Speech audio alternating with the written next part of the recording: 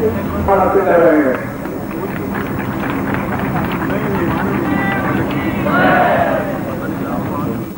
और श्री अरविंद सिंह जो हमारे आयोजन समिति के अध्यक्ष हैं, श्री गुप्ता जी का पुरस्कार उठाया करें और बाल वगैरह के प्रथम नागरिक महापौर सुभाष चंद्र जी उत्तर का स्वागत अरविंद सिंह कर रहे हैं। बोलिए पूज्य गुरुदेव की जय, पूजनीय माता जी की जय। तारा है सारा जमाना गुरुवर, हमको भी तारो। बोलो तारा है सारा जमाना गुरुवर, हमको भी तारो। तारा है सारा जमाना गुरुवर, हमको भी तारो। आप सभी शिष्य जो गुरुदेव से दीक्षा प्राप्त करते हैं या तरने की याचना करते हैं, तो जोरों से एक बार अपने आप के लिए कह दीजिए कि तारा है सारा जमाना। लेकिन किस प्रकार से आप कहेंगे, ये गुरुदेव देख रहे हैं, जोरों के साथ तालियों का साथ देते हुए कहेंगे। पूरे पंडाल के दोनों हाथ खड़े हो गए, जो आगे हैं, जो मेरे आगे बैठे हैं, जो सामने हैं, पीछे हैं, जोरों के साथ तालियों का साथ दें। हमको भी तारो गुरुवर, हमको भी तारो, हमको भी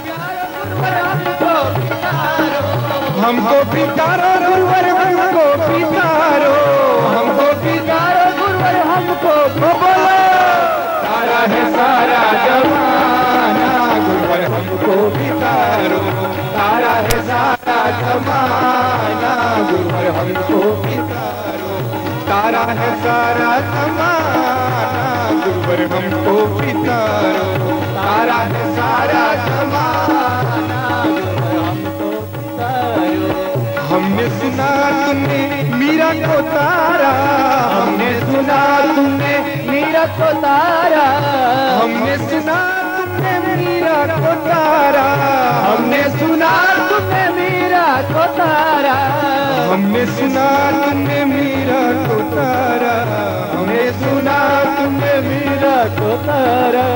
जहर का करके बहाना गुरुवर, हमको भी तारो। जहर का करके बहाना गुरुवर, हमको भी तारो। हमको भी तारो निकल, हमको भी तारो। हमको भी तारो निकल, हमको भी तारो। हमको भी तारो गुरुवर, हमको भी तारो।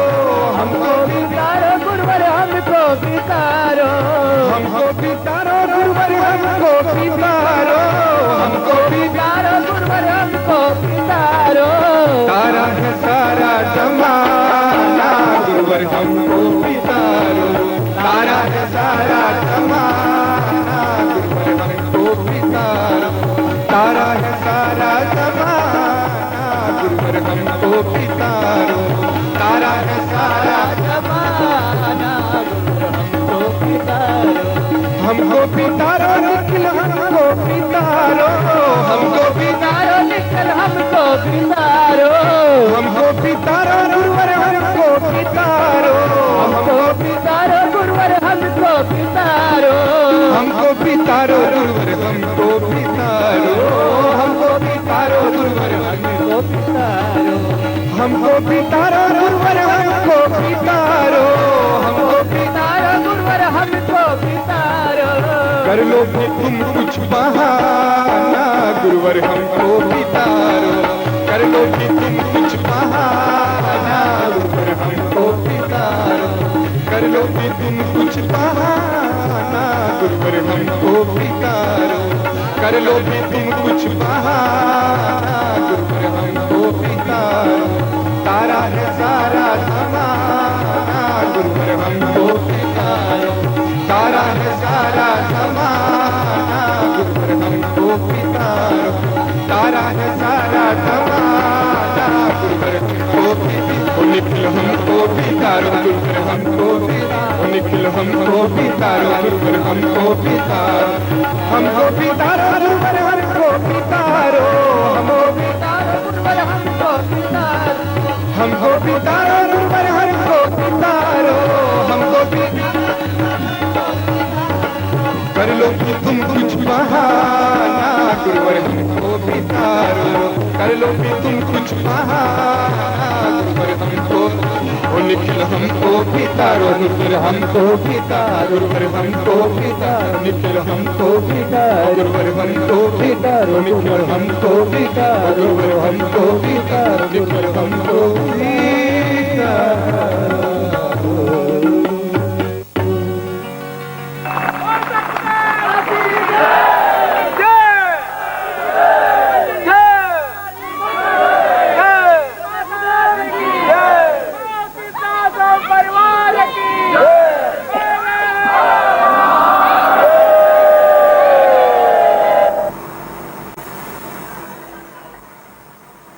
देवो वदामि भवसार नित्यं पूर्णत्व ज्ञानम् सदैव विमान रूप ममतां मौनेत्र चिन्त्यम् सर्वज्ञ देह सवितां सुचितां सवेदिन्। आने वाली पीढ़ियों में एक ज्ञान की चेतना का संचार बना रह सके, सिद्धार्थ हम अपने आप में अद्वितीय फल बन सके और ये शरीर अपने आप में पूर्णता के साथ में वहां जा सके। इसीलिए मैं 500 श्लोकों के साथ में और ये 500 श्लोक जब गुरु के सामने बोले तो उसने कहा न दातो न माता, मेरी माँ नहीं है, बाप नहीं है, भाई नहीं है, बहन नहीं है, तब भी मेरे लिए कुछ भी अर्थ नहीं होता। ये शरीर भी मेरा नहीं है, इस शरीर मैंने आपको दे दिया है, मगर एक इच्छा रह गई, आप मुझे जाने के लिए कह रहे हैं और मैं संन्यास की जगह नहीं रुकूंगा और पूरे भारतवर्ष से मैं हिंदुत्व की स्थापन करूंगा, पूरे भारतवर्ष में ज्ञान की चेतना जागृत करूंगा, पूरे भारतवर्ष में गुरुत्व की स्थापना करूंगा। एहसास कराऊंगा गुरु अपने शिष्य को अपने कंधों पर बिठा करके भी ले जा सकता है पूर्णता की ओर, यह गुरु की स्थापना में करूंगा। मगर मुझे ऐसा शिष्य तो बनाइए, मुझे आप ऐसी क्षमता प्रदान करिए। अभी तो मैं आप मुझे वेद पुराण शास्त्र ये सब कुछ दिए और ये तो मैं भूल जाऊंगा, ये तो विस्मृति के कोष में चले जाएंगे, ये शरीर तो शांत हो जाएगा। ये शरीर और प्राण के बीच में सेतु कैसे बन पाएगा? क्योंकि मैं प्राण में कोष में चला भी गया तो शरीर में कोष में नहीं आ पाऊंगा। कैसे कायाकल्प कैसे होगा? कैसे एक काया से दूसरी काया में जा सकेंगे?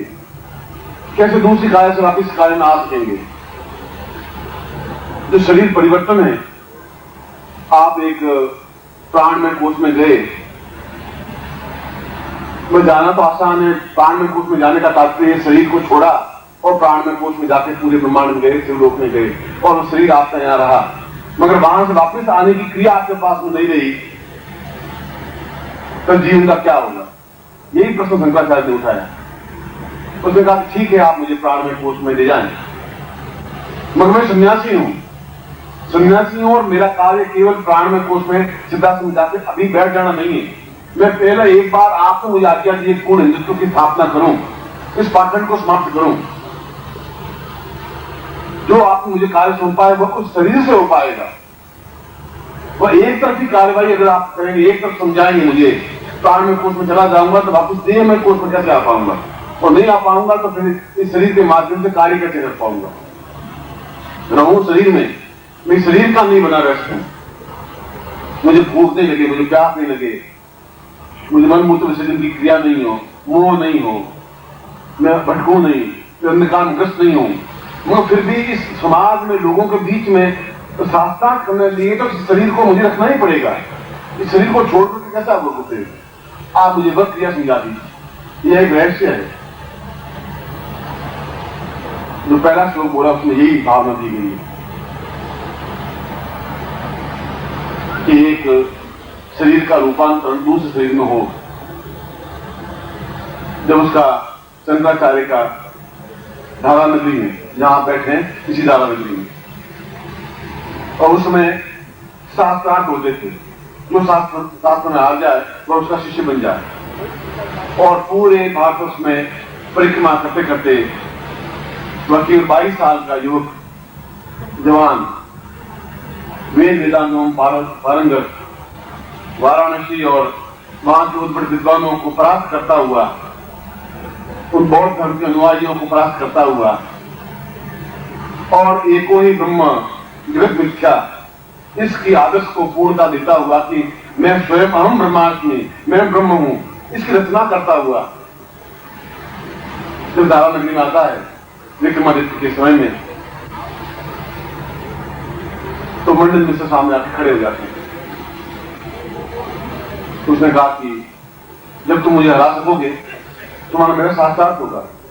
इस समय पूरे भारतवर्ष में विक्रमादित्य कह रहे हैं कि केवल विद्वान के नाम है, दो नाम है, शंकराचार्य नाम सुना है, एक मंडल मिश्र का नाम सुना है, जो मेरी राज्यसभा में है।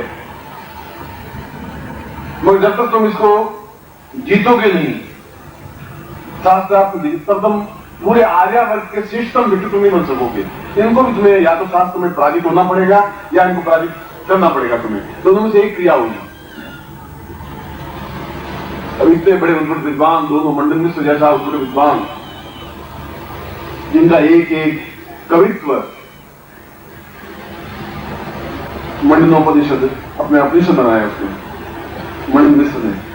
और आप देखें एक कवित्व में जो लालित्य है उसने अपने जीवन में तो 27 श्लोक बनाए, पर एक एक श्लोक अपने आप एक ग्रंथ के बराबर।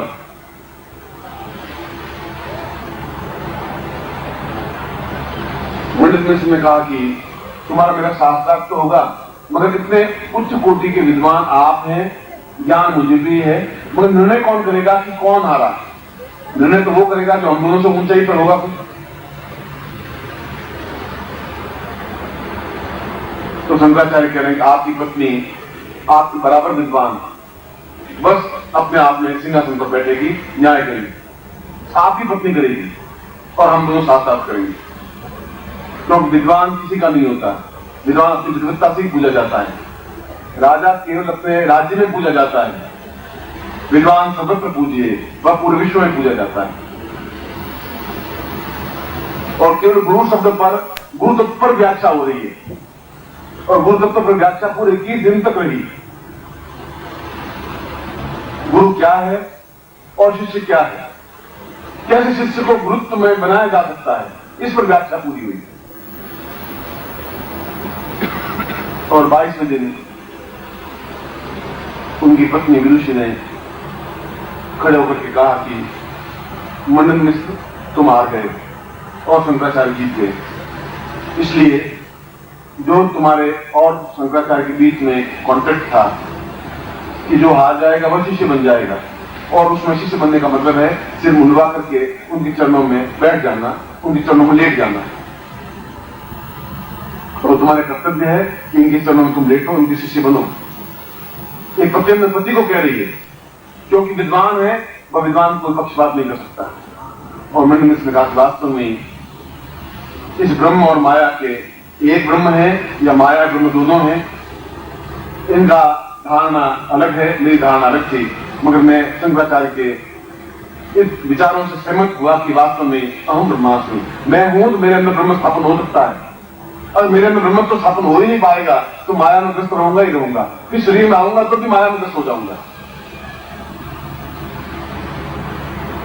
इसलिए मैं शंकराचार्य से मैं हार मानता हुआ उनको शिष्य बनने को तैयार हूं, और वह अपने बाल नोच करके तैयार होता है तो पत्नी खुद सिंहासन से नीचे उतरती है।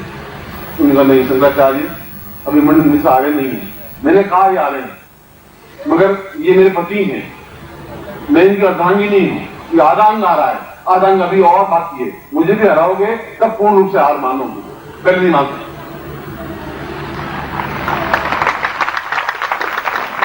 शंकराचार्य का यह शास्त्र सम्मत बात है, क्योंकि पति और पत्नी मिलकर के एक पूर्ण अंग बनता है। सन्यासी तो अपने आप में अकेला है, मगर मैं इसी शब्द पर व्याख्या आपसे करूंगा, मगर मंडल मिश्र न्यायाधीश बनेंगे और वापिस इसी गुरुत्व में। और क्या ब्रह्म है और क्या माया ब्रह्म दोनों अलग अलग हैं। ब्रह्म का मतलब है कि मैं अपने अंदर पूर्ण ब्रह्मांड को स्थापन करूं और कहीं पर भी विचरण करूं, मगर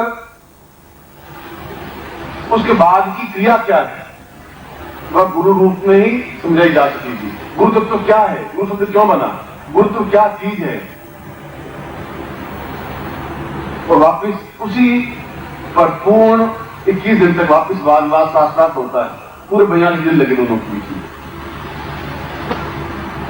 अंत में जब मणिनिष्ठ की पत्नी ने सोचा कि हार मेरे स्वीकार है, अब तो अंत में एक प्रश्न है, वही एक मेरे पास टुकड़ा रह गया है, बाकी निश्चित रूप से मैं हार ही चुकी हूं। मैं प्रश्न कुछ भी कर सकती हूं क्योंकि मैं तो पति हूं, पति पत्नी हूं। इसलिए हमारा जो सूत्र था कि माया और ब्रह्म दोनों अलग अलग हैं। शंकराचार्य का सूत्र है कि केवल ब्रह्म है, माया तो केवल एक ब्रह्म है। तो हम कह रहे हैं माया अलग है, ब्रह्म अलग है, मगर वास्तव यह ब्रह्म ही है। तो अंतिम प्रश्न वो कर रही है कि शंकराचार्य केवल एक बात मैं आपसे पूछना चाहती हूँ, फिर मैं भी आपके हाथ विचार करूंगी, मैं भी आपसे शिक्षा मिल जाऊंगी। आप ये बताइए कि जब माया है ही नहीं, आप कह रहे केवल ब्रह्म है, और जो माया नहीं है तो फिर पुत्र पैदा कैसे होता है, फिर संतान सृष्टि कैसे बनेगी, फिर आगे वंश कैसे बनेगा, पुत्र बनता कैसे है, निर्माण कैसे होता है पुत्र का, ये विधि क्या है, ये तरीका क्या है, ये आप हमें समझा दीजिए। अब उनके सामने धर्म संकट, सन्यासी बता नहीं सकता कि पुत्र उत्पत्ति के लिए पति पत्नी क्या क्रिया करते हैं, और बताते हैं तो तुमने कैसे जाना, तो सन्यास धर्म खंडित हो जाता है, तो हार माननी पड़ेगी। बता देते हैं और नहीं बताते हैं तो भी हार माननी पड़ेगी, तुमने मेरे प्रश्न का उत्तर ही नहीं दिया। तुम्हें उत्तर देना है कि पुत्र उत्पन्न करने के लिए पति पत्नी को क्या करना पड़ता है, बस मुझे इसका उत्तर समझा दीजिए। वो उत्तर संन्यास दे नहीं सकता था, शास्त्र मर्यादा के खिलाफ। नहीं देने का मतलब हार जाना, और देने का मतलब तुम कहीं सन्यासी खंडित हुए हो इसलिए तुमने ये उत्तर दिया।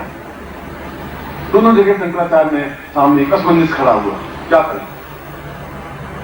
उसकी पत्नी मणिनिष्ठ की पत्नी मुस्कुराई, उनका तुम्हें दोनों में से एक चुनना पड़ेगा, या तो हार या मेरे प्रश्न का उत्तर। पर मेरे प्रश्न का उत्तर देने के बाद भी हार ही तुम्हारी, क्योंकि मैं पूछूंगी अगला प्रश्न कि तुम्हें सीखा कहां, तुम जब ब्रह्मचारी थे तो ये कहां से सीखा तुमने, तो भी तुम्हारी हार हो जाएगी। नहीं उत्तर दोगे तो हार है ही तुम्हारी। संगठन का इसके लिए मुझे 6 महीने चाहिए, तुम हमें 6 महीने देखिए, आप 6 महीने बाद वापस धारा में भी आएंगे। यही प्रश्न उसी समय आपके सामने खड़ा करूंगी।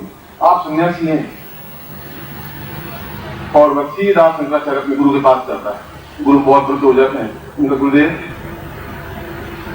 मैं अपने उस विवेचन को पूरा समेटता हुआ चला हूं, पूरे भारतवर्ष को विजिट करता हूं, पर एक जगह रुक गया अपनी मर्यादा के कारण कि मेरी आपने मान्यता दी है कि माया जैसी आवरण को तोड़ा जा सकता है। माया का मतलब मोह, माया का मतलब है एक दूसरे के प्रति एक मूर्खता, श्रद्धा। माया का मतलब है और पाप में लिप्त हो जाना, माया का मतलब है धन के पीछे ग्रस्त हो जाना, माया का मतलब है कि आवरण हो जाना। और मैं कह रहा हूं माया नहीं है, पूर्ण ब्रह्म है, ब्रह्म के माध्यम से पूर्णता पाई जा सकती है। जो माया को तोड़ करके आगे बढ़ेगा तो ब्रह्म प्राप्त हो पाएगा, मेरी वही धारणा है। मगर मैं इस प्रश्न का उत्तर कहां से दूंगा जब माया में ग्रस्त हो नहीं सकूंगा। तो उसने कहा कि गुरु ने कहा कि तुम को मैं वह विधि समझा रहा हूं जिस विधि के माध्यम से इस शरीर को छोड़ करके किसी भी शरीर में तुम जा सकते हो, दूसरे शरीर में, और वापिस शरीर में आ सकते हो। यह क्रिया अपने आप में तुम्हें मैं समझा नहीं सका था, समझा ही नहीं। ये अपना में काया परिवर्तन है, शरीर परिवर्तन है, देह परिवर्तन है। एक देह से दूसरे देह में चले जाना, एक देह के 100 रूप बना देना।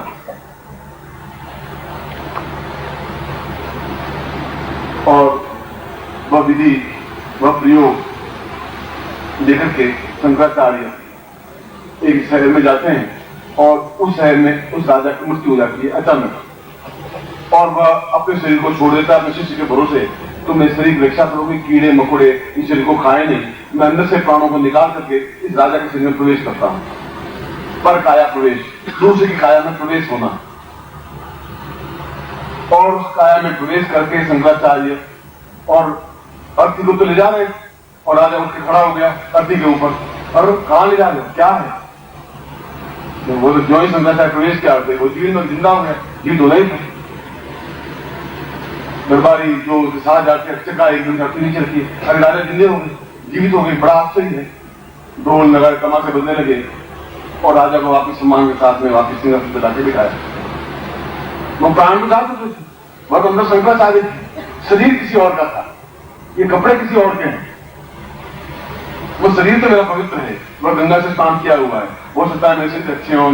वासांस गीता में वापिस कृष्ण ने वही बात कही, वासांस जीर्णानि यथा विहाय नवानि गृह्णाति नरो प्राणी। शरीर कुछ नहीं है, ये ठीक वैसी ही क्रिया है कि जैसे फटा हुआ कपड़ा हम उतार के फेंक लेते हैं तो वापिस नया पहन लेते हैं, उससे कोई नुकसान नहीं हुआ। शरीर भी जब बहुत पुराना हो जाएगा तो फेंक देंगे और ये प्राण वापिस नया शरीर धारण कर लेंगे। वासांस जीर्णानि, वो जीर्ण अगर शरीर हो जाएगा, यथा विहाय नवानि गृह्णाति नरो प्राणी तथा शरीराणि विहाय जीर्णा। उसी प्रकार शरीर भी जो जीर्ण होगा उसको छोड़ करके दूसरे शरीर में प्रवेश कर लेंगे, ये परकाया प्रवेश। और राजा के शरीर में लेकर के उस रानी के साथ 6 महीने बिता करके कैसे पुत्र उत्पन्न होता है, कैसे गर्भ धारण होता है, वो क्रिया की। पुरुष और स्त्री का समागम कैसे होता है और समागम के माध्यम से पुत्र कैसे उत्पन्न हो सकता है। बस शरीर तो किसी और का था, शंकराचार्य इसमें किसी प्रकार का दोष था ही नहीं, इसने धर्म से खंडित हुआ नहीं, शरीर के माध्यम से क्रिया की और उसके बाद में वापिस अपने शरीर में लौटे तो प्राण में कोष, उस देह में कोष वापिस प्राण में कोष लाने की क्रिया उन्होंने गुरु से सीखी और आपके शंकराचार्य के रूप में वापिस धारा मिलनी में आए। उसने कहा मंडलिनिष्ठ, तुम्हारी पत्नी को बुलाओ, मैं उस प्रश्न का उत्तर देने क्या तैयार। अब मुझे मालूम है, अब वो विधि मैं जानता हूं। और तब तक तो वह बात अपने ज्ञान से मंडलिनिष्ठ की पत्नी जानती थी कि दोनों पति पत्नी आके सिर दबा करके घुटनों पर बैठ गए कि आपके पास ये ज्ञान की कमी थी। आज आपने पूर्ण रूप से ब्रह्मत्व प्राप्त किया है, आज आप पर काया दूसरे काया में प्रवेश करके वह सब कुछ विधियां जान सके।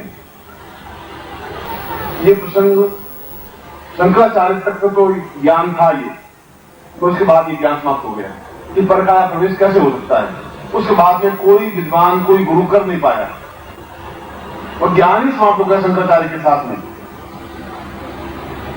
और मैं भी आज 2 दिन से आपके साथ जूझ रहा हूं कि मैं आपको देह में कोष से प्राण में कोष में ले जा रहा हूं। ले तो गया मगर वापिस देह में कोष में आप आएंगे कैसे, वह कौन सी क्रिया होगी, और नहीं आएंगे तो फिर जैसे यहाँ कौन से बैठे, कौन से आके बैठेंगे, वो तो सब गैर सिद्धार्थ में उठ गए। फिर मैं शिविर कहां लगाऊंगा, आगे पत्नी कहेगी मेरी पति को आप कहां ले गए, अब बेटे पूछेंगे कहां ले गए, क्या हुआ गुरुदेव, ये क्या आपने किया। तो क्षरण नहीं हो सकता, तो प्राणों का क्षरण नहीं होगा, वो शरीर का क्या होगा। वापिस शरीर को तो लाती जला देंगे लोग, मगर एक क्षण में शरीर को छोड़ के जा सकें जहां भी जिस ब्रह्मांड में जाए और उस क्षण से वापिस आ सके उस देह में। उस जाने और आने की क्रिया मैं आपको प्राण में कोष में ले जाने की क्रिया तो सिखा दूंगा, मगर वापिस देह में आने की क्रिया क्या होगी। देह में नहीं आएंगे तो वापिस इस परिवार को कौन संभालेगा, इस आपके कार्य को कौन संभालेगा। आपको अभी मैंने 2 मिनट पहले कहा इस पाखंड को समाप्त करना है, जिनको कौन समाप्त करेगा, गुरु के आगे पान कौन कर पाएगा, कैसे होगा ये सब कुछ जब परका या प्रवेश आपके पास नहीं हो पाएगा। और इसीलिए इस श्लोक के प्रारंभ में मैंने यही बताया, यह जीवन की एक ये 2 दिन या 1.5 दिन चला तो बहुत ऊंचाई पे चला, ऊंची भावभूमि पर चला। मैं भी मानता हूं ब्रह्म सत्यम जगत मिथ्या, ये संसार मिथ्या है, इसलिए मिथ्या है कि मेरे साथ संसार नहीं चलेगा, मेरे साथ मेरा पुत्र चलेगा नहीं, मेरे साथ मेरी पत्नी नहीं चल पाएगी।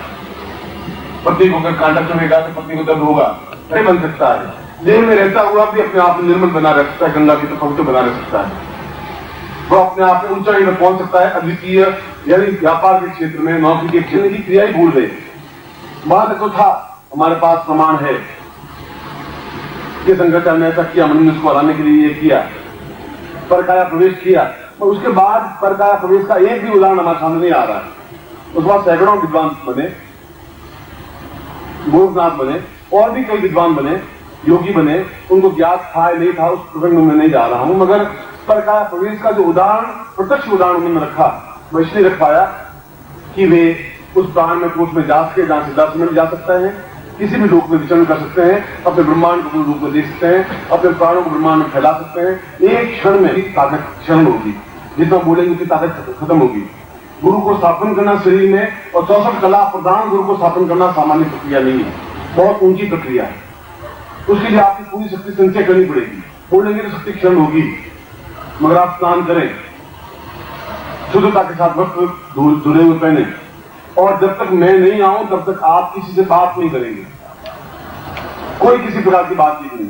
और बहुत मजबूरी में बात करनी पड़े तो फिर आप किसी सारे संकेत से बात कर लें, तो बिना बात के तो आप रहेंगे नहीं, तो संकेत से करते। मगर मुंह से आप केवल गुरु मंत्र के अलावा कुछ उच्चारण नहीं होगा। ओम पंडिता नारायण गुरु पंडिता, बस अगर उच्चारण होगा, वह भी उच्चारण उतना कि केवल आप बोले, आपके कान सुने। तो कल दोनों प्रयोग अपने आप में महत्वपूर्ण होंगे, मगर पहले एक प्रयोग होगा। उस प्रयोग को भी मैं आपको देखूंगा, आप शुद्ध हैं और आपका पूरा शरीर शुद्ध हो सकता है, पूर्ण पवित्र बनाया जा सकता है। उस पूर्ण इस जिंदगी भरे शरीर में गुरुत्व स्थापन नहीं हो सकता। मैं गुरुत्व की बात कर रहा हूं, मैं अपनी बात नहीं कर रहा हूं। जो गुरुत्व है, जो ज्ञान है, आप मुझे नहीं पूज रहे हैं, मेरे ज्ञान को पूज रहे हैं, आप मेरी चेतना को पूज रहे हैं। मैं आपका गुरु हूं ही नहीं। जो मेरा ज्ञान है वह आपका गुरु है, वह आपको बराबर रोज से दिखेगा, वो प्रकाश फैला रहा है, वो आपको चेतना दे रहा है। वह गुरु तो आपके शरीर में स्थापन हो पाएगा, मगर आपका शरीर पूर्ण कमलवत हो पाएगा तब। उस कमलवत शरीर को बना करके उस कमल पर गुरु को स्थापन का प्रयोग पहले आपको प्रयोग संपन्न करवाऊंगा। और जो शंकराचार्य के समय में जो प्रयोग हुआ, उसके बाद में आज 2500 वर्षों के बाद में वापस पहली बार इस धरा पर, धरा नगरी में वापस प्रयोग संपन्न होगा आपके सामने, पहली बार।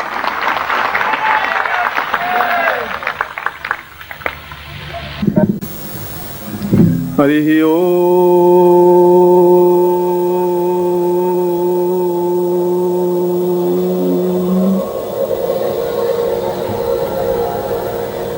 हरि ओम।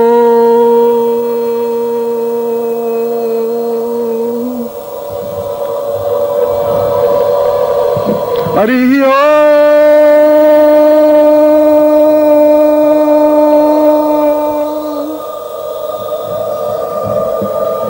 ओम पूर्णमदः पूर्णमिदं पूर्णात् पूर्णमुदच्यते पूर्णस्य पूर्णमादाय पूर्णमेवावशिष्यते तत्रादौ पूर्णत्व प्राप्ता निमित्तं सतुभ्यं संपर्दते। शास्त्री जी, पहले सामान्य दीक्षा वाले, उसके बाद जो विशेष दीक्षा लेने वाले हों, और उसके बाद ये जो किसी प्रकार से घबराहट विचलित नहीं हो। और यदि डॉक्टर कहे तो आप दवा भी ले लें, मुझे तो उसमें कोई आपत्ति नहीं है, मगर मैं आपको बता देता हूं कि किसी प्रकार से आप चिंता नहीं करें। परकाया प्रवेश से संबंधित देखते अपने पैकेट को खोल दें और खड़े हो जाएं। परकाया प्रवेश से संबंधित जिनके पैकेट थे, राजराजेश्वर की बात करवा दूंगा। यंत्र ले लें और साथ में जो गुटिका है वह भी ले लें और सीधे खड़े हो जाएं। श्रीमन महागणाधिपते नमः, लक्ष्मी नारायणाभ्यां नमः, उमा महेश्वराभ्यां नमः, सचिपुरंदराभ्यां नमः, मातृ पितृ चरण कमलेभ्यो नमः, इष्ट देवताभ्यो नमः, कुल देवताभ्यो नमः, गाम देवताभ्यो नमः, स्थान देवताभ्यो नमः, वासुदेवताभ्यो नमः, वाणी हिणग्रवाभ्यां नमः, सचिपुरंदराभ्यां नमः, सर्वेभ्यो देवेभ्यो नमः, सर्वेभ्यो ब्राह्मणेभ्यो ऋषिभ्यो नमः। तत्रादौ पूर्णायतोस्मानं स एतो किल्यां संकल्पं कुर्यातः। दाईनाथ में जल लें। ओम भारतवर्षे बड़खंडे जम्मूद्वीप, ऐसा मान रहे जल है। भारतवर्षे बड़खंडे जम्मूद्वीपे शालिवांसा के बौद्धावता संशय सोने को समता 2056 चैत्र मासे शुक्ल चतुर्सायं रात्रो सा भोपाल नगरी एतो परकाया प्रवेश सा कल्याणतां पूर्ण गुरुमंत्रा पूर्वा तो स्वान गुरु मंत्र सहितायाम एतो स्वानम सकृते कल्याणतां तभ्यम संपर्दे। छोड़ दीजिए। पुनः जलम गृह्यात, वापिस जलात मिले। ताम पूर्वा अमुक गोत्रोत्पन्नो, हम अपना गोत्र बोलिए। अमुक शर्मा, हम नाम बोलिए। ताम परकाया प्रवेश ताम गुरुमुखे न पूर्वा एतो स्वंस क्रियते कल्याणतां सा चिंतयामि परिपूर्णत्वं ताम संपर्दे। और दोनों हाथों में यंत्र को ले लें और गुटिकाओं को यंत्र के ऊपर रख दें और दोनों हाथ में लें और मेरी तरफ देखें। आप बिल्कुल इस बात का ध्यान रखें कि आपका एक भी पैसा बेकार नहीं जाना चाहिए और आपका एक भी क्षण बेकार नहीं जाना चाहिए और मेरा प्रत्येक शब्द बेकार नहीं जाना चाहिए। इसलिए पूरी क्षमता के साथ जो प्रयोग को आपने स्वीकार करें, ग्राह्य करें, ग्रास्पिंग करें, अंदर लें बिल्कुल सीधे तन करके बैठ खड़े हों, सीना निकला हुआ हो बिल्कुल, और दोनों हाथों में यंत्र और वो लिए हुए हों।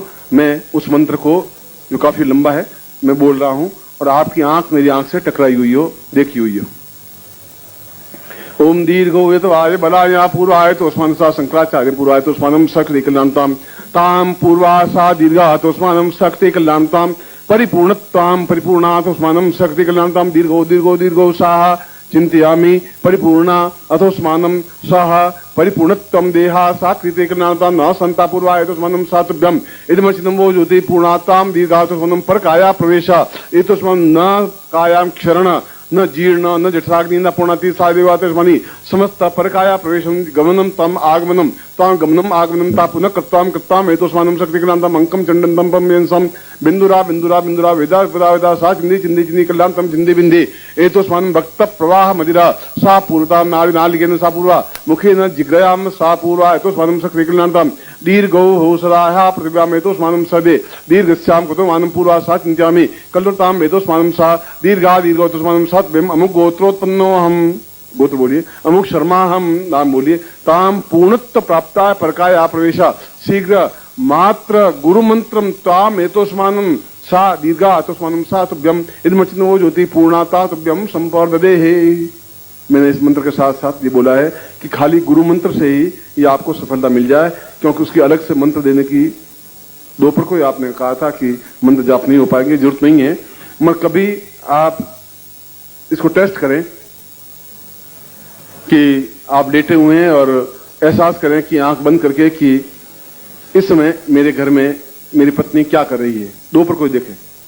या मैं यहां बैठा हूं, मैं जोधपुर टेलीफोन करूं, अंदाज लगाऊं कि इस समय मेरी पत्नी पलंग पर बैठी हुई है और गीता पढ़ रही है या मंदिर में बैठी हुई है, उसी समय वापस टेलीफोन करूं तो वही चीज दिखाई दे तो समझ लीजिए आपकी काया परिवर्तित हो रही है। इस प्रकार से आप टेस्ट भी कर सकते हैं। मगर इसके लिए अजपा जाप जरूरी है, मतलब चलते फिरते उठते बैठते गुरु मन जाप, ओम परमत्वा नारायण गुरुभ्यो, इसकी माला की जरूरत नहीं है, परमत्वा नारायण गुरुभ्यो मन जाप करें तो आपको पूर्ण सफलता मिलेगी। मैं आपको आशीर्वाद दे रहा हूं। मंत्रार्था सफला संतु पूर्णाम संतु मनोरथा शत्रुनाम नाशोस्तु मित्राणाम उदयस्व ऋग्वेदो यजुर्वेद सामवेदो यधुर्न ब्रह्मवाक्यस्थान तमनन्ति तो शत्रुवान् अस्थान प्रस्तेतु अंतिम गृह्णन्ति येनरा चत्वारवर्तते लक्ष्मी आयुर्बुद्धिं यशोबलं श्रीर्वर्चस्वायुष्मारोग्यं महाविधात्मानं महेते धान्यं धनं पशुपुत्रलाभं सत्संवत्सरं दीर्घमायुः तां पुत्रभ्यं संवर्धते। मैं आपको आशीर्वाद देता हूं कि आपको अगली बार जहां भी शिविर हो, महीने भर बाद ही या 2 महीने बाद या 2 दिन बाद, वहां पर आप स्वयं इस बात को अनुभव कर सकेंगे कि आप दूसरी काया में परिवर्तित होने की क्रिया में काफी ऊंचाई तक सफलता तक पहुंचे हैं।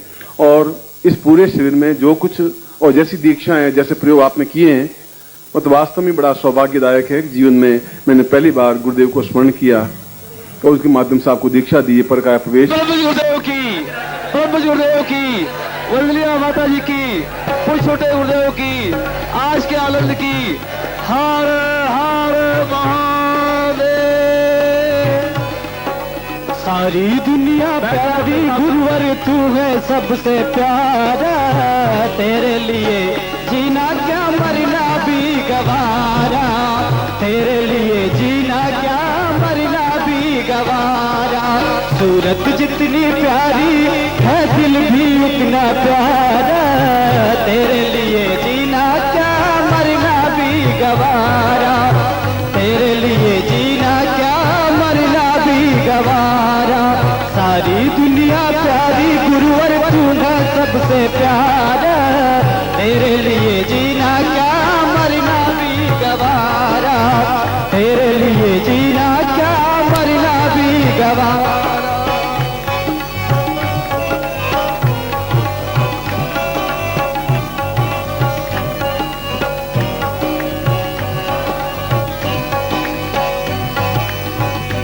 गुरुवर तेरी हर अदाएं हमें अच्छी लगती हैं, तेरी हर बातें हमें सच्ची लगती हैं। हो गुरुवर तेरी हर अदाएं हमें अच्छी लगती हैं, तेरी हर बातें हमें सच्ची लगती हैं। तेरे लिए रब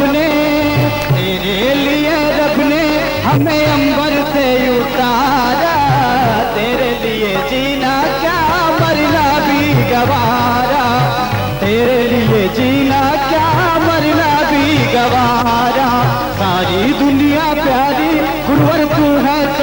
प्यारा, तेरे लिए जीना क्या मरना भी गवारा, तेरे लिए जीना क्या मरना भी गवारा।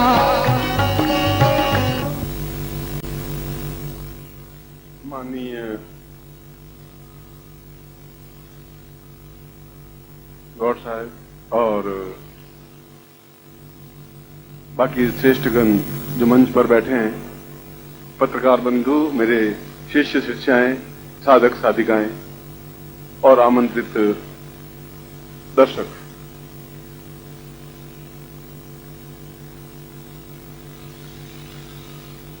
इसमें तो कोई दो राय नहीं कि आज से 50 साल पहले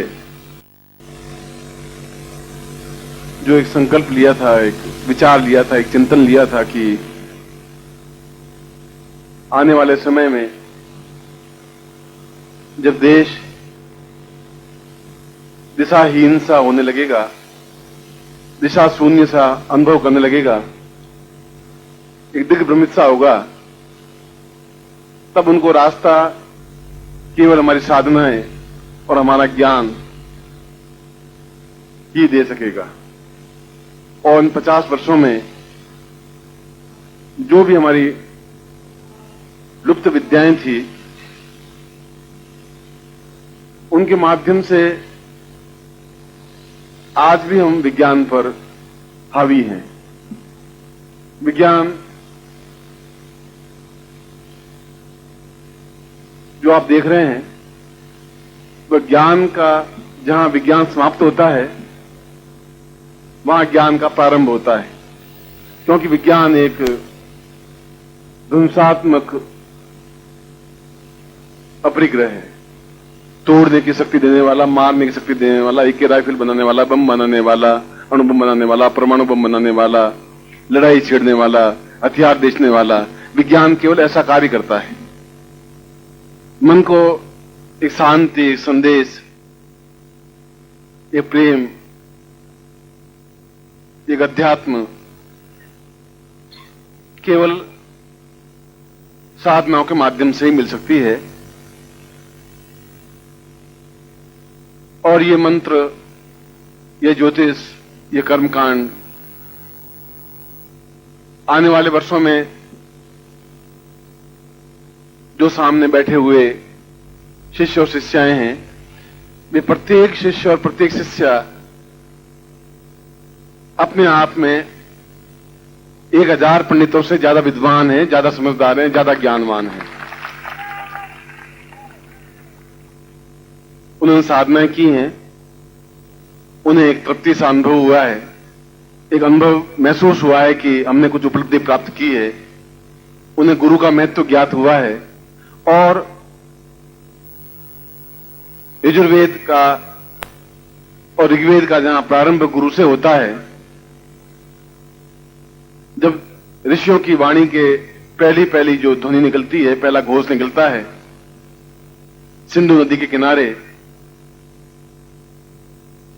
और जो ऋग्वेद का पहला मंत्र है वह भी मंत्र है, गुरुर्वाम सदाम वै प्रणतवाम पूर्वो हो सदा ध्यान धारवाह सह क्रिया वैचार्यम मदाह। उनका कि अंधकार हमारे मन में बराबर घनीभूत होता ही रहेगा, और इस अंधकार को जब मन में घनीभूत होगा तो हम भ्रमित होंगे, हम दिशा शून्य होंगे, हमें पता नहीं चलेगा कि मन की शांति कहां से मिल सकती है। ऐसे समय में गुरु की नितांत आवश्यकता होगी ही, है भी। और वह ऋषि आप्तवाक्य में अपने इस मंत्र में कहता है कि हमारे जीवन में एक गुरु हो, एक मार्गदर्शक हो, एक सदगुरु हो, जो हमें बराबर रास्ता बता सके, प्रेरणा दे सके, मार्गदर्शन दे सके। जब ऋग्वेद की पहली वाणी यहीं से प्रारंभ होती है, जब ऋषियों का मंत्र यहीं से प्रारंभ होता है, और आज तक जो परंपरा हमारे जीवन में रही है वह साधकों की रही है, ऋषियों की रही है, श्रेष्ठ जनों की रही है। और प्रत्येक राजा के पास में विद्वान रहे हैं, उन्होंने उनका मार्गदर्शन दिया है। राजनीति को अगर कोई ज्ञान और मार्गदर्शन दे सकता है तो केवल साधक दे सकता है, ज्ञान दे सकता है। हमारी प्राचीन संस्कृति दे सकती है, इसके माध्यम से ही हम भारतीय कहलाने का गौरव अनुभव कर सकते हैं। और यही कार्य पिछले 50 वर्षों में किया। और ये जो आपके सामने बैठे हुए हैं, वे अपने आप में आज से 3 साल बाद, 2.5 साल बाद एक शताब्दी समाप्त होकर नई शताब्दी प्रारंभ हो जाएगी। 2 शताब्दियों को देख पाएंगे ये जो बैठे हुए लोग, आप लोग, हम लोग। और आज जो अंधकार है, जितना अंधकार है, ये प्रत्येक व्यक्ति इस बात को अनुभव कर रहा है। आज एहसास नहीं हो रहा है कि हम कहां हैं। हम जो बैठे हुए हैं, हमें विश्वास है, हमें ज्ञान है। हम एक ही लीक को बार बार नहीं पीट रहे हैं। हम बार बार 1000 बार उस रामायण को नहीं पढ़ रहे, महाभारत को नहीं पढ़ रहे हैं। हम उनके उन मंत्रों का जो प्रारंभ है, उनके माध्यम से हम किस प्रकार से अब मन को, जहां एक शांति है, विज्ञान तो ढूंढ नहीं पाया उस मन को। विज्ञान ने पूरे शरीर को खोद करके देख लिया, चीर फाड़ करके देख लिया। उस विज्ञान को कहीं मन मिला नहीं कि मन भी कोई चीज होती है। उनको इस बात का कुछ मालूम पड़ा ही नहीं कि ये मनुष्य में जो एक आदर्श होता है, ये प्रेम होता है, एक स्नेह होता है, ये कौन सी ग्रंथियां हैं। किन ग्रंथियों के जागरण अवस्था से कुंडलिनी क्या है, कुंडलिनी कहां पर है, कहां पर अंदर एक प्रकाश पैदा हो सकता है, कहां पर ध्यान लग सकता है, कहां पर हम अपने आप में पूर्ण अखंड आनंद में खो सकते हैं, कहां पर हम पूर्ण मदा पूर्ण विदम हो सकते हैं, ये विज्ञान नहीं ढूंढ पाया, क्योंकि विज्ञान का ये रास्ता नहीं है। और यदि केवल 5 परमाणु बम या उद्यम बम 5 गिरा दे विश्व पर, तो सारी ये पूरी सभ्यता समाप्त हो जाएगी। 5 परमाणु बम की जरूरत है और 24,000 उद्यम बम अमेरिका के पास में है। 24,000 5 उद्यम बमों से पूरी सृष्टि समाप्त हो सकती है। आप सोचिए कि हम कहां खड़े हैं, विज्ञान के माध्यम से कितने भयभीत हैं। किसी समय बुद्धि भ्रष्ट हो सकती है और किसी समय ये सारी सभ्यता, सारी संस्कृति नष्ट हो सकती है। मगर नष्ट नहीं होगी तो तब नष्ट नहीं होगी, उस समय भी यह ज्ञान हमारा चेतना दे सकेगा, उनको रास्ता दे सकेगा, उनको सन्मार्ग दे सकेगा। और यही स्थिति है कि आज अमेरिका ने एक आदेश पारित करके सारे सैनिकों को यह कंपल्सरी बना दिया है कि जितने आर्मी में, चाहे वायुसेना में हो, चाहे स्थल सेना में हो, वे निरंतर आधा घंटा रोज ध्यान करे, ध्यान मग्न हो, तो वे किसी प्रकार से अहित नहीं कर पाएंगे।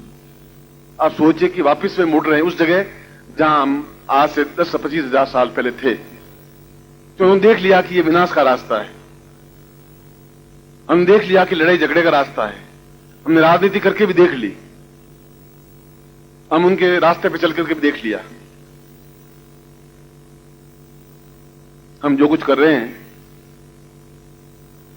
हम देवत्व स्थापन कर रहे हैं, अमृत स्थापन कर रहे हैं, आने वाली पीढ़ी को एक मार्गदर्शन देने की क्रिया कर रहे हैं।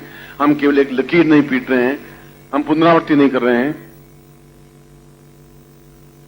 हम एक मनुष्यता का पाठ पढ़ाने के लिए, सृष्टि को बचाने के लिए, संसार कैसे बच सकता है, वह चीज सिखाने के लिए हम एकत्र होते हैं। हर बार यही कामना करते हैं कि सृष्टि जिंदा रहे, जीवित रहे और शांति बनी रह सके। और यदि एक समय आप स्वयं इस बात को अनुभव करेंगे कि पूरा पश्चिम वापिस भारतवर्ष की ओर ताकेगा और पूरा भारतवर्ष ताकेगा, तो वापिस आप लोगों की तरफ ही ताकेगा, क्योंकि आपके पास ही वो क्षेत्र होगा, ज्ञान होगा, चेतना होगी। दिल्ली की ओर नहीं ताक सकेगा। दिल्ली की ओर भाग करके दिग्भ्रमित होकर के वापिस उस जगह आके खड़ा हो पाएगा जहां हम मंच पर खड़े हैं। राजनीति जरूरी है और राजनीति तो 25,000 वर्षों से होती आई है, राम के समय से भी। राजनीति के साथ साथ उनमें चेतना देने वाले गुरु साथ रहे हैं ठेठ तक। मुगल काल तक बराबर गुरु उनको मार्गदर्शन देते रहे हैं, उनको अटकाया है, उनको हटाया है उस रास्ते से जहां वो भ्रमित हुए हैं, भटके हैं, दिशा शून्य हुए हैं, संज्ञा शून्य हुए हैं, जहां भोगविलास में लिप्त हो गए हैं, उनको उस जगह खड़ा हुआ है।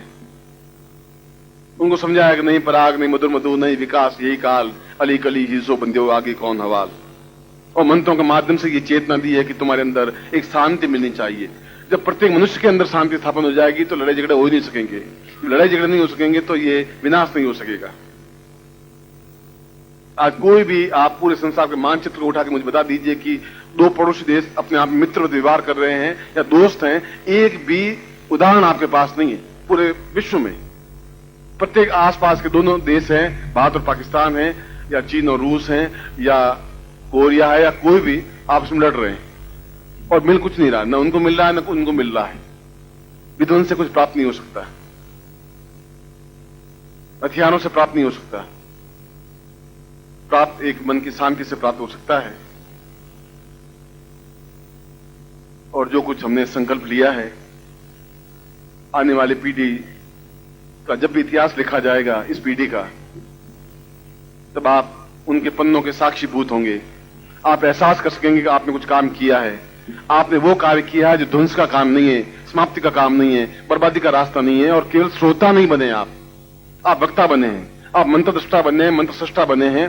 आप लोगों ने ज्ञान का रास्ता दिखाया है और उन सन्यासियों से, उन साधुओं से जो इस समय भारत में घूम रहे हैं, उनसे आप ज्यादा विद्वान हैं, चाहे आप सफेद कपड़े पहने हुए हैं, चाहे पैंट पहने हुए हैं। ये मैं आपको बता देता हूं।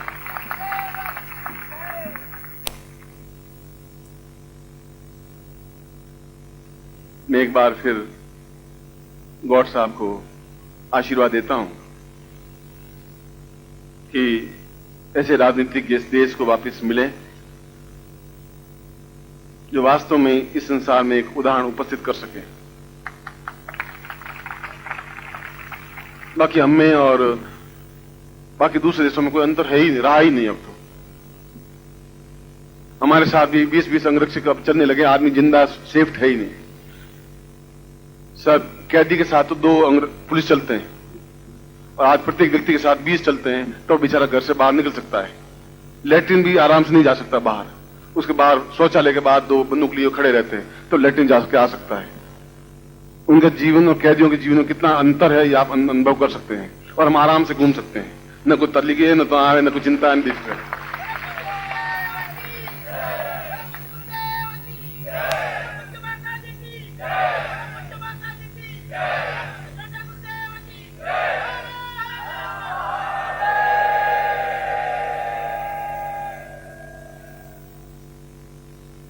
जो मेरा ज्ञान, जो मेरा उपदेश, जो मेरा औचित्य जीवन के इस लंबी अवधि में मैंने जो कुछ अपने शिष्यों को तैयार किया है, पूरे आकाश में 200 सूर्य नहीं है, केवल एक सूर्य है सिर्फ, और पूरे संसार को, सृष्टि को रोशनी से भर रहा है। पूरे आकाश में रात को केवल एक चंद्रमा है और लाखों तारे हैं, पर एक चंद्रमा अगर अमावस्या को लाखों तारे तो चमकते हैं, पर रोशनी नहीं बिखेर सकते। एक चंद्रमा ही रोशनी बिखेर सकता है। मैंने तो हजारों हजारों सूर्य तैयार किए हैं, हजारों हजारों चंद्रमा तैयार किए हैं।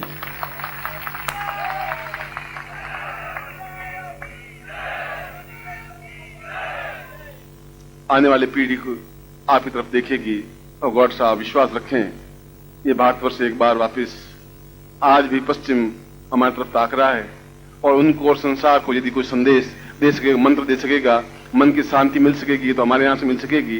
अगर कुंडली जागरण हो सकेगी तो हमारे यहां से हो सकेगी। अगर मन को, चित्त को प्रसन्नता प्राप्त हो सकेगी तो कुंडली जागरण के माध्यम से हो सकेगी। और हम वह चीज दे पा रहे हैं जो बाजार में नहीं बिकती, जो हथियारों के माध्यम से नहीं बिक सकती, जो अमेरिका इंग्लैंड में नहीं बिक सकती, वो हमारे पास है। और हम धोती कुर्ता पहन करके या पैंट शर्ट पहन करके भी उनसे लाखों गुना ज्यादा धनी, ज्यादा संपन्न, ज्यादा श्रेष्ठ हैं। ये मैं आपको विश्वास दिलाता हूं।